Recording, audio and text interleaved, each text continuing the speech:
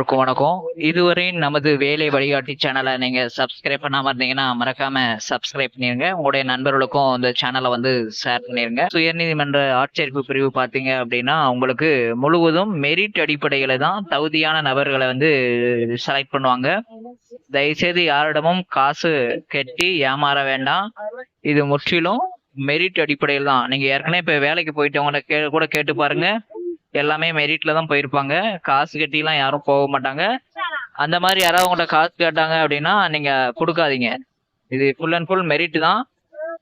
தகவல் பிரிவு உதவியாளர், அலுவலக உதவியாளர், தூய்மை பணியாளர், தோட்ட பணியாளர், காவலர், இரவு காவலர் மசால்ஜி, காவலர் மசால்ஜி, துப்புரவு பணியாளர் மசால்ஜி, வாட்டர்மேன் மசால்ஜி அப்படின்ட்டு பாத்தீங்கன்னா கிட்டத்தட்ட 1819 வேகன்சி கிட்ட இருக்குது.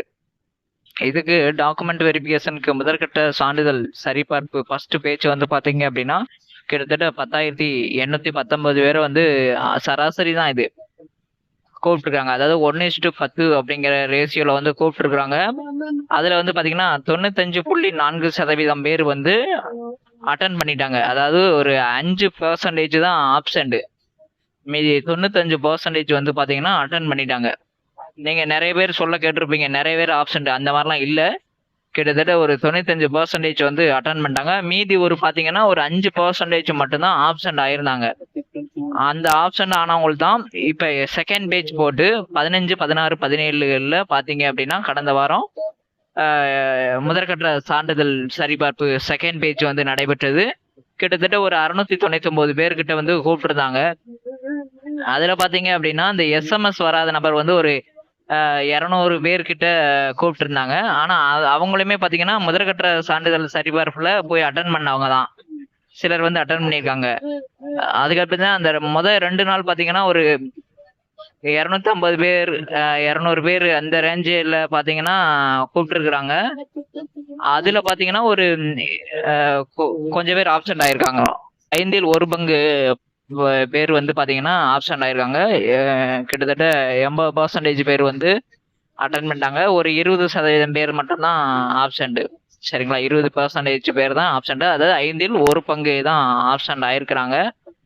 சரிங்களா, அவங்களுக்கு பாத்தீங்க அப்படின்னா கூடிய விரைவில் பாத்தீங்க அப்படின்னா இந்த அளவு போதும் அப்படின்னு நினைச்சிட்டாங்கன்னா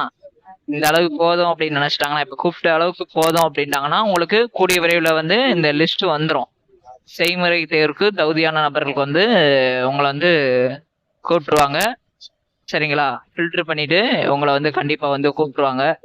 இல்ல அப்படின்னா கம்மியான பேர் தான், ஒரு 150 பேருக்குள்ள மட்டும்தான் கூப்பிடுறதுக்கான வாய்ப்பு வந்து இருக்கு. அதாவது அந்தந்த கம்யூனிட்டி கேட்டகரி வைஸ்ல தேவைப்படும் பட்சத்தில் மட்டும்தான் உங்களுக்கு கூப்பிடுறதுக்கான வாய்ப்பு இருக்குது. அப்படி இல்லை இப்ப இவ்வளவு பேர் இது பண்ணியாச்சு அப்படிங்கிற பட்சத்துல உங்களுக்கு கூடிய விரைவில் பாத்தீங்க அப்படின்னா இந்த பிராக்டிக்கல் டெஸ்ட் வச்சிருவாங்க. ஆனா ரொம்ப ஷார்ட் பீரியட் தான் இருக்குது. கூடிய விரைவில் இந்த பிராக்டிக்கல் கிளாஸ் வந்து உங்களுக்கு நடக்கும்.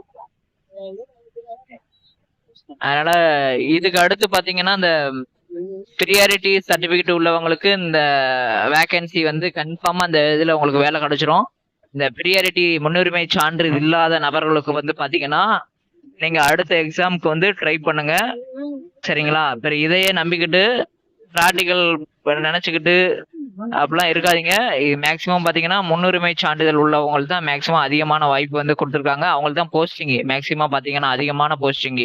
முன்னுரிமை சான்றிதழ்னா எந்த வகைகள் அப்படின்னு பாத்தீங்கன்னா தமிழ் வழி சான்றிதழ், அதுக்கடுத்து பாத்தீங்கன்னா முதல் தலைமுறை பட்டதாரி சான்றிதழ், அதுதான் ரொம்ப முக்கியமானது.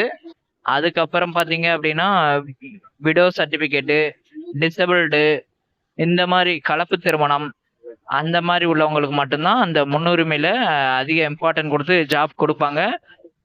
வெறும் எஜுகேஷன் மட்டும் வச்சு மார்க் மட்டும் அதிகம் எடுத்துட்டு நீங்க ப்ராக்டிக்கல் எல்லாமே அட்டன் பண்ணாலும் உங்களுக்கு வந்து பாத்தீங்கன்னா வாய்ப்பு வந்து கிடைக்க ரொம்ப ரொம்ப ரொம்ப வாய்ப்பு கம்மி. அதனால இந்த ப்ரியாரிட்டி இல்லாதவங்க, அதாவது அடிஷனல் ப்ரியாரிட்டி சர்டிபிகேட் இல்லாதவங்க அடுத்த எக்ஸாமுக்கு வந்து உங்களை வந்து தயார்படுத்திங்க.